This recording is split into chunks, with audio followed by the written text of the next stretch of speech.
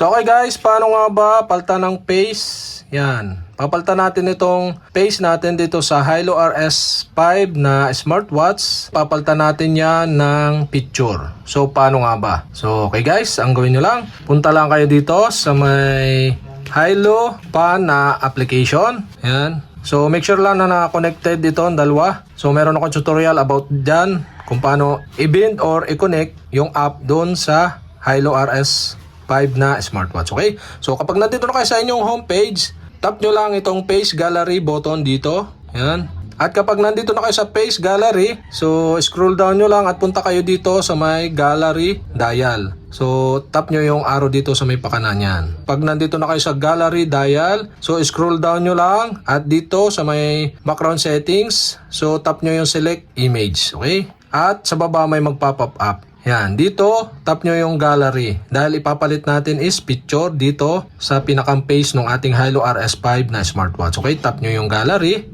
at yan guys, so select na kayo ng image na gusto nyong ilagay or inyong picture. So sample lang natin itong picture nyo to, yan. So ilalagay natin yan dito. So paano nga ba?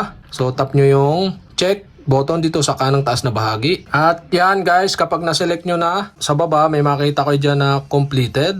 Yan, tap nyo lang at yan, select or ika-crop yung picture na gusto nyong ilagay doon sa face ng inyong Hilo RS5. Yan, sample natin dito si Otto. Yan, so slide nyo lang, i-crop nyo lang, paliitin nyo lang kung saan position nyo gusto. After nyan guys, tap nyo na yung crop button dito sa kanang taas na bahagi. At yan guys, dito, yan, makikita nyo. So, napapunta na siya dito sa pinakang face ng ating Hilo RS5.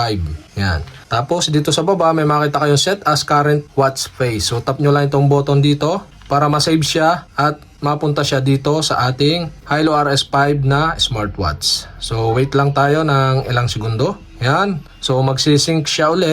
Kailangan 100%.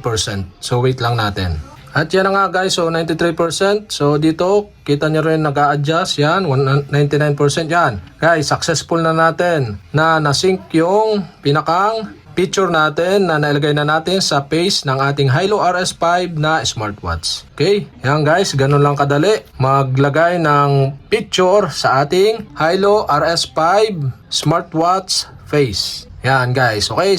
Sa may mga katanungan dyan, mag-comment lang kayo below at kapag hindi ko pa kayo subscriber, mag-subscribe lang kayo sa aking YouTube channel. I-click nyo lang ang subscribe button at ang bell para updated kayo sa mga video tutorial like this. Okay, salamat sa panonood.